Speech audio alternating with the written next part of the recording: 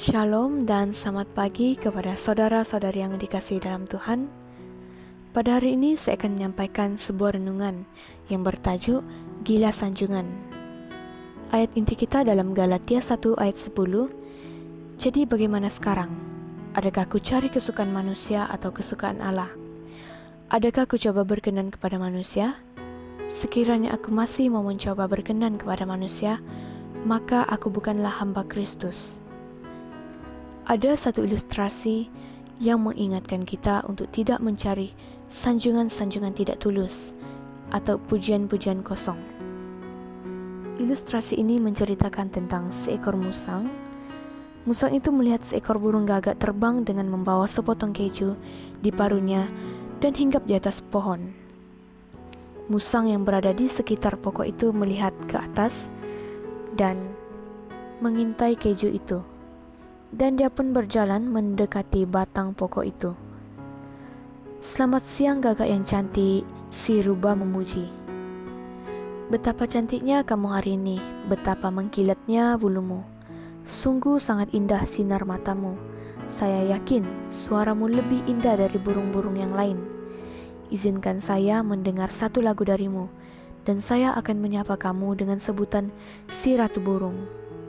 Burung gagak itu pun mulai mengangkat kepalanya dan mencoba bernyanyi sebaik mungkin. Tetapi ketika ia membuka mulutnya, keju yang ada di mulutnya mula jatuh ke tanah.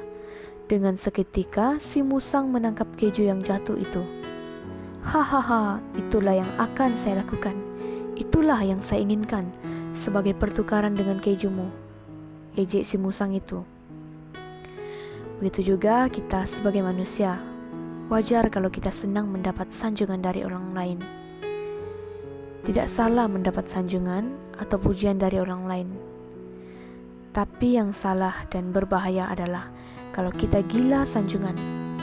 Banyak orang yang gila sanjungan untuk memuaskan egonya atau meningkatkan rasa percaya dirinya, seperti burung gagak itu.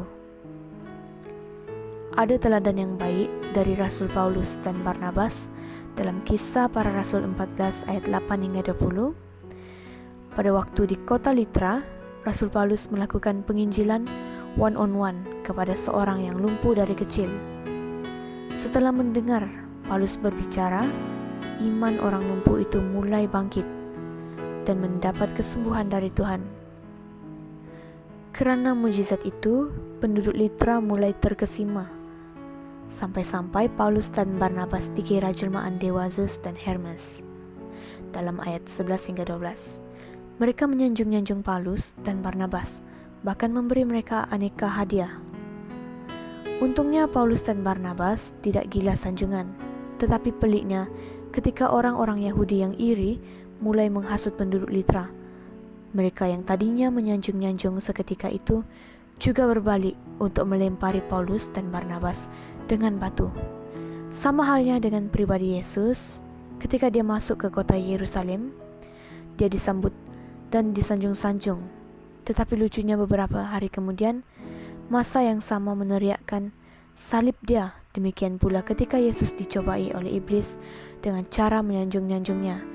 Namun Yesus tidak haus akan sanjungan dari iblis. Rasul Paulus, Barnabas dan Tuhan Yesus tidak terkesima dengan sanjungan, karena mereka bertiga tahu bahwa di dalam dunia ini tidak ada yang kekal sifatnya, termasuk sanjungan. Dan mereka juga tidak mau mencuri kemuliaan Bapa di syurga hanya untuk memuaskan ego dengan sanjungan-sanjungan. Jadi, apakah kita sungguh-sungguh ingin menyukakan hati Tuhan atau mencari kesenangan manusia?